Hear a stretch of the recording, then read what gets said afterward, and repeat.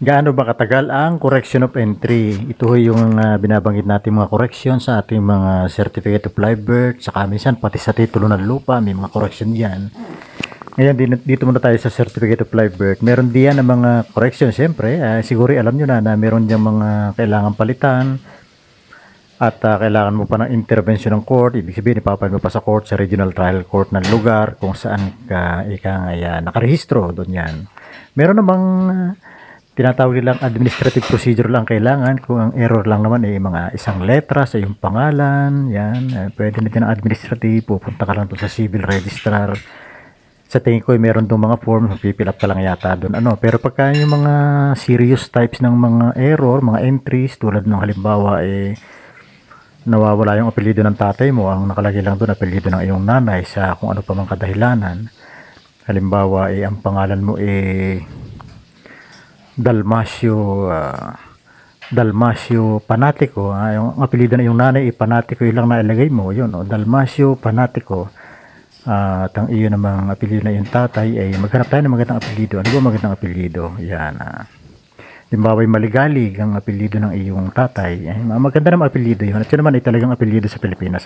Ginagamit lang nating halimbawa. Kasi gasgas ng Juan de la Cruz. So halimbawa, ang buong pangalan talaga dapat ay Dalmasio Panatico Maligalig. Yang nailagay doon sa yung birth certificate Dalmasio Panatico lang. Pagkatapos doon sa records, mula na kayo mag-aral sa elementarya hanggang sa mag-college ka, magtrabaho ka, makipagtransaksyon sa gobyerno tulad sa mga LTO, BIR, DFA, etc. etc. Ang ginagamit mo na talaga ay Dalmasio Panatico Maligalig. Tapos nung pagkuha mo sa iyong birth certificate, for the first time, na-realize mo, nakalagay lang pala doon ay Dalmasio Panatico. So, yan, ipapile mo. So, gano'n ba katagal yan? Sa aking experience po niya sa paghawak ng ganyang mga usaping mula 2004 hanggang ngayon, napakarami nating nahawakan yan. At the average, yan ho, dapat tumatagal ng mga 2 to 4 months.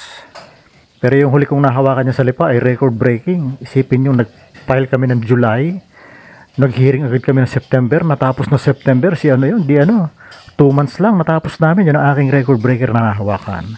At meron pa rin akong isang record breaker naman na nahawakan. So far, ito ang pinakamatagal naman. Sipin nyo, nag-file kami September 2021. Hanggang ngayon, February, ano na ho ngayon, 2025.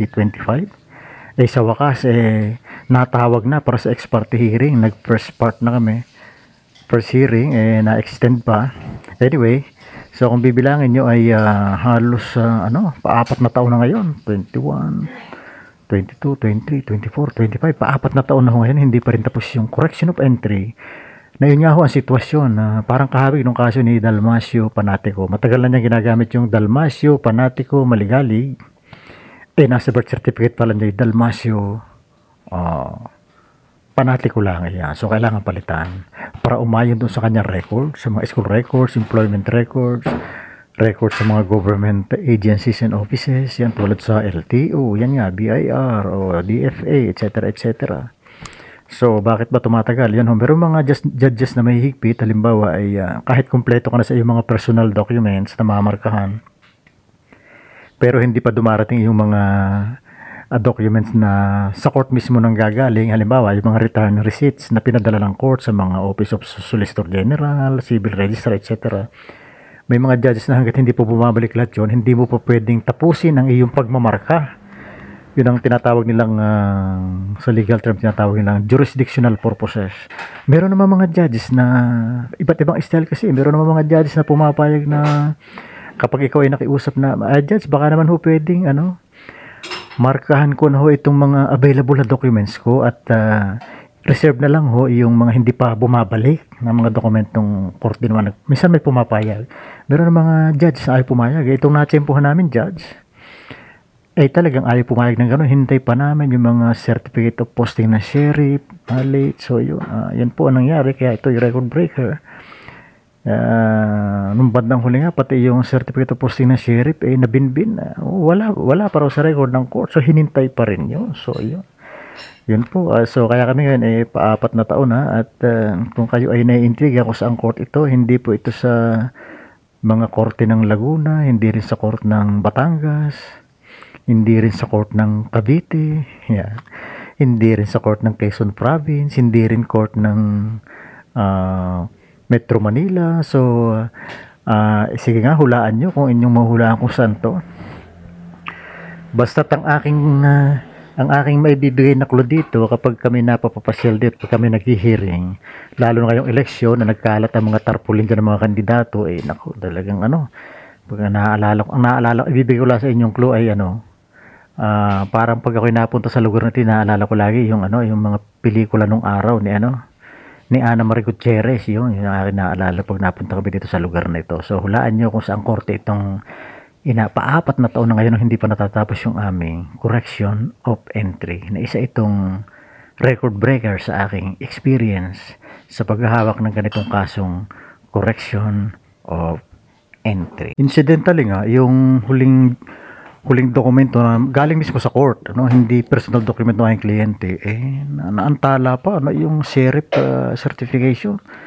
Nabitin pa yun ng huling hearing do sa dating judge na nakaupo. Tapos pagbalik nga namin, nag-retired na pala si judge at itong pumalit na acting judge, mukhang mabilis to. Kaya magandang balita na rin naman kasi itong acting judge ngayon na siyang sumalo sa kaso na 4 na taon na.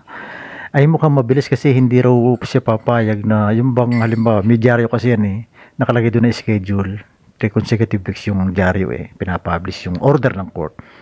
Hindi siya pumapayag na ma-extend kasi madi-defeat daw ang purpose ng publication. Tama nga naman. Halimbawa, dinyaryo mo yung pinablish mo yung order ng court na sineset ng hearing particular day and time, yung hearing nung kaso, nung petition for correction of entry.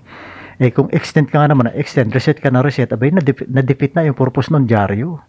So, kailangan talaga, siguro sa tingin ko itong bagong judge na nakaupo ay papayag siguro siya kapag nag-motion yung abogado na judge, baka pwede markahan na natin itong available, lalo na itong aking mga personal documents, so aking birth certificate, school records, etc. Tapos, hintay na lang natin, na i-reserve na lang yung hindi pa dumarating, na court din naman ang nagpadala noon, ng mga return receipts na yon sa iba't ibang ahensya ng gobyerno. So, sa tingin ko ipapayag siya. So, maganda yung ganung mga judge na, yung kumbaga, mabait, sabihin natin mabait, at talagang alam niya ang problema ng isang litigator. Yun. So, maganda. At sa tingin ko, baka naman hindi nito aabutin ng siyam-siyam kasi ang last hearing namin ay next month, palagi ko naman matatapos na yun. Nag-request lang si fiscal ng additional documents pa. Ayan. At sa palagi ko naman magkakaya. So, after 4 years, or nearly 4 years, matatapos din sa wakas itong sa aking experience mula 2004 hanggang ngayong 2025, ito na aking record breaker. Ngayon, first time ko naka-experience ng inabot ng 4 na taon. At ang isa ko pang andapastes nga, na nabanggit ko yung sa Lipa. Final namin yun ng, I think 2022 yun. Nagfile kami ng July 2022, September 2022. Tapos, ang galing ng judge na yun, napakabilis. Nakalimutan ko na lang ang pangalan. So, yun, shout out kay judge na Lipa, babae, yun. Ay talaga naman, 2 months lang ang inabot ng aming correction of entry. Ang dami pong problema noon, mga year, iba-iba, etc. Pangalan, ayos. Yang napapanood nyo sa video, yan ang aming huling paglalakbay ng aking kliyente patungo sa huling hearing namin supposed to be March 7, 2025, 9 AM. At yun nga, awa ng Diyos, ay sa wakas natapos din nga ang hearing namin noong March 7, 2025. So from March 7 ay magkakaroon na kami ng siyempre magde-decide ang court within 90 days from March 7. So ang pinakasagad niya ay June 7 ang pinakasagad na nakalaan sa regional trial court. Kasi 90 days ay bago mag-decide ang within 90 days kung mag-decide ang regional trial court. So yun po, hintayin na lang natin at baka tayo mag-video ulit kapag nag-grant na finally. We are positive, God willing, kami ay umaasa ng lubusan na magagrant na itong correction of entry na yun nga, binuno namin ng halos ay 4 na taon, 3 years and 6 months as of March 2025. Okay, so ito po ang probably last part ng ating video. Ngayon po ay July 21, 2025. So yun nga po, natapos ang aming hearing noong March 7, 2025. At submitted na for decision yung ating correction of entry. And siyempre, according to the rules, merong 90 days ang court para magdesisyon. In other words, any day from March 7, pwede na siyang magdesisyon hanggang June 7. Yan. And then, siyempre, lumipas yung mga panahon. Natapos ang June, ay wala pa rin pong decision. Kaya naisip ko, hindi naman siguro nakakahiya mag-motion na for decision. So, July 1, nag-motion po ako for decision itong kaso na ito. And nitong, I think, July 19, sinabi ng kliyente ko na na-receive daw niya ang decision ng court at approve naman. Bagamat hanggang ngayon, wala pa akong na-receive na aking kopya. So, tayo natutuwa na rin. Kaya lang nga, ganun katagal. From September 2021 ay ngayon lang natapos at hindi pa rin ito tapos na tapos, siyempre.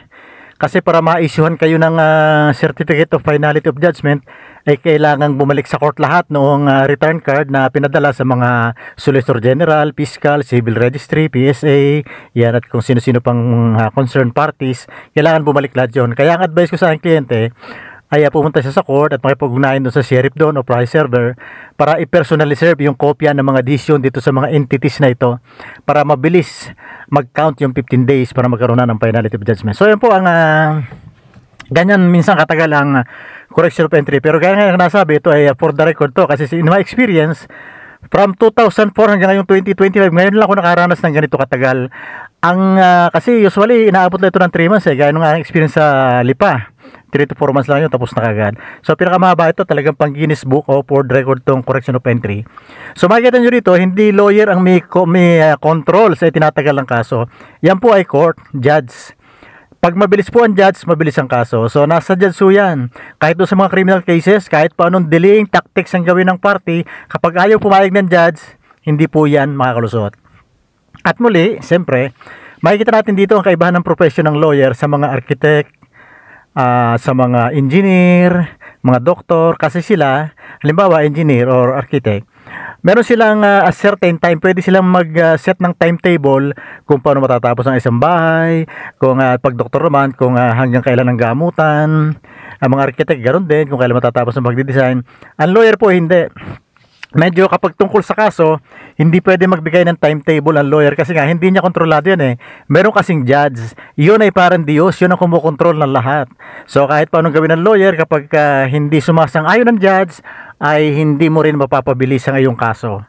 So as far as the lawyer is concerned, ang medyo nakakapaglagay doon sa ng timetable ay yung paggagawa ng mga dokumento, yan, mga affidavit, mga deed of sale, deed of transfer of rights. Diyan lang nakakapag-set ng deadline o timetable ang lawyer. Pero sa mga kaso, hindi po namin kontrolado ang mga pangyayari.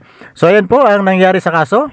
For the first time ay ganun katagal ang correction of entry. Siyempre hindi naman natin pwedeng kuritin lagi yan dyan. Kasi sa halip na mga tao rin ho yan, napipikon din yan. At ilang beses kong naranasan niya sa aking medyo kasi nung kabataan ko ng konti ay medyo makulit-kulit ako noon, pero I learned my lesson. Napipikon din ho ang judge, kaya nung ako'y tumanda na, hindi na ako nangungulit. Kahit gusto ko namang ulit, hindi ko na kinukulit sa pagdidesisyon yan. Tulad nga niya, pinalipas ko yung 90 days para wag mo naman masabing tayo atat na atat. Kasi sa halip na panigan ka, pag napikon yan, baka hindi ka panigan ng judge. So yan po ang very challenging. Sa mga bagong lawyers, yan ang mga challenges na harapin nyo. Hindi kayo pwede magbigay ng timetable sa isang kaso. Criminal case man yan, ako, lalo na civil case. Pag tinanong ng kliyente sa'yo, ano ho katagal to, attorney? Hindi mo pwede sagutin yan ng may timetable ka, may fixed na days kung ilan matatapos yan. Makakapagbigay ka lang ng mga probabilities. At babanggitin mo rin na ang kaso ay laging depende sa judge. Yun talagang judge ang kumukontrol kung gano'ng katagal yan. Dahil gaya nga na kinasabi, kahit pa anong delaying tactics, lalo na sa criminal case, civil case, kahit anong delaying tactics ang gawin dyan ng magkabilang panig, ay judge pa rin ang kumukontrol dyan. So yun po ang correction of entry. Muli, for the first time, nakaranas ako ng ganito katagal. Ay sana naman ang mga future kong kaso, kung may papasok pong correction of entry, ay hindi naman ganito katagal. Talagang one for the book ito. One for the book sa aking experience. Sa aking experience, 21 years na po ako sa profession ito. Ngayon ako nakaranas ng ganito katagal. Ubot ng tagal, nuknukan ng tagal, saksakan ng tagal. But in fairness, yung mas nagtagal to doon sa naunang judge talaga. Ito naman pumalit ay pag nung March 7 lang namin namit siya. At as far as he is concerned, ay medyo bumilis naman siya nung humawak, although inabot pa rin tayo ng mahigit 90 days from the last hearing of our case. Yun lang po, magandang araw po sa inyong lahat.